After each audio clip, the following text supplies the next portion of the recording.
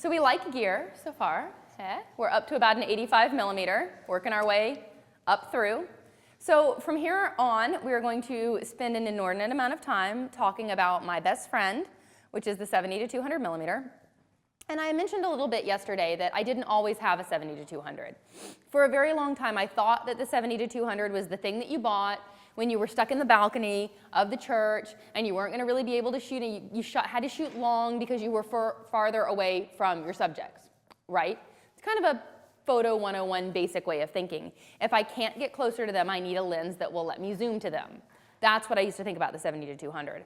But it wasn't until I really thought about what the 70 to 200 was bringing to the table in terms of my composition and in terms of the look of my final image, that all of a sudden it went from being that thing that I only use sometimes to something so indispensable to me that I actually have two of them. Now, I don't have two of the latest and greatest of them. That's a level of crazy that even I don't aspire to. But when they did come out with the newer 70 to 200, faster focusing, nano-coated glass, everything is just sharper and crisper and better. I saw a very distinct jump in the clarity of the images that I was shooting, the speed with which I was focusing, and because I do use that lens so often throughout the day that buying the upgraded version was simply a no-brainer. That said, I did not get rid of my old one. I kept it because I do use it so often, because I don't have anything in my bag longer than the 105 millimeter macro. So if anything were to happen to my 70 to 200, I don't have anything to replace it with. So I literally have two of them in my bag. Overkill? Maybe. But the day I drop a D4 with a 70 to 200 on it, I sure am glad that I have another one in the bag. I'm not advising you to go out and buy two of them. But again, as I've mentioned before, if you buy a new lens, you look at your old lens.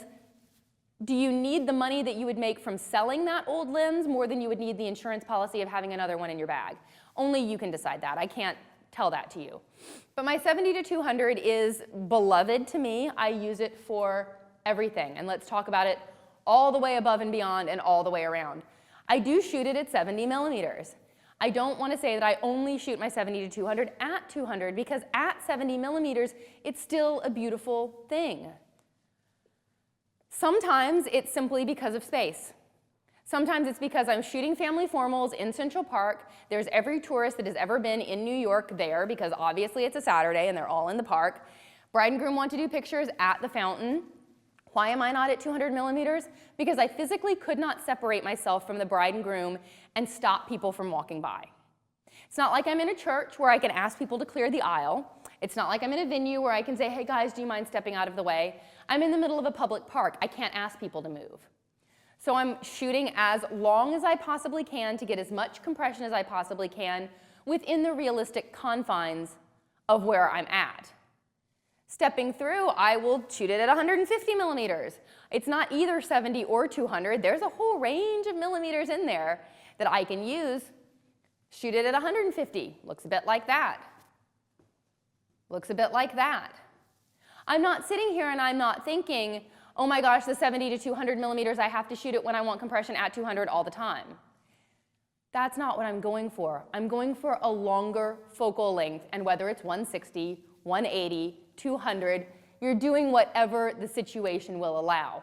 Now if I am desiring compression, I am going to compress it as much as I possibly can, which means getting it as close to 200 millimeters as possible. But you can't always, in a crowded reception space, when the dance floor is only so big, you can't always get all the way to 200. So sometimes it's 180, sometimes it's 163. I'm not sitting here, knocking centerpieces over so that I can get further back. I'm just doing what I can with the space that I have. That said, the 70 to 200 at 200 is a glorious, beautiful, wonderful thing. Now, a lot of photographers will say, oh, you're 70 to 200, that image, the background's blurry. So you shot that at 2.8, right? Wrong. What you're mistaking for an out-of-focus background due to aperture choice is the compression of that lens at 200 millimeters. There's a difference. So a 70 to 200 at 2.8, yes, you have the 2.8 effect. You also have the compression going on top of that as well. This right here, you take a look at the background. Oh, the background is blurry. That has to be 2.8, right? Wrong, that's f4. The reason the background in layman's terms is blurry is because of lens compression, not because of aperture. So if you're not entirely certain if the effect that you're going for is an aperture decision or a lens selection decision, take your lenses. Take your 85-1.4, put something out in a field somewhere. Shoot it with the 85-1.4 at 1.4. Then shoot it with the 70-200 at 2.8, and then f4, and then your 50 at 1.2, and then at f4. And then start looking at all of these images, and then you'll start seeing, oh, this is the desired effect that I'm looking for. This is the combo of f-stop and focal length that's getting the exact look that I want. And does it take time to kind of figure out what your preferences are? Of course it does. If you're new into photography, you don't have to know this right now, but experiment with it. And as I said yesterday, as you go through the years, your style will start to emerge and it will start to evolve. You just have to be patient with yourself. But I will use the 70-200 to shoot details. And I know not a lot of people, when they think about shooting details, think about pulling out their 70-200. But I showed some of these examples yesterday, especially this one right here. This is a tablescape shot with a 70-200 at 200. And this table seats what? 2, 4, 6, 8. I think it's a 20-person table. It's a long farm table, but the compression of the 70-200 shot at 2.8, combo the 2.8 with the compression of the 200, and you have a really beautiful final effect to the final image. This is deliberate. This isn't a 51-2 at 1.2. It's a 70-200 at 200 at 2.8.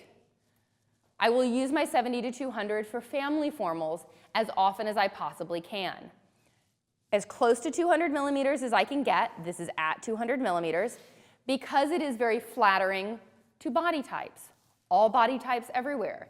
It's beautiful on the face, the compression is beautiful on the body, and you have to be careful. Anything above this, to me, if I put my teleconverter on it and make my 70-200, you know, make it 400, then you start to compress the face so much it can tend to look flat. So I have to be really careful with that. I went through this love affair with my teleconverter for a while, and then I realized that I was actually smashing my clients' faces down because I was compressing them so hard. For me, 200 is the sweet spot.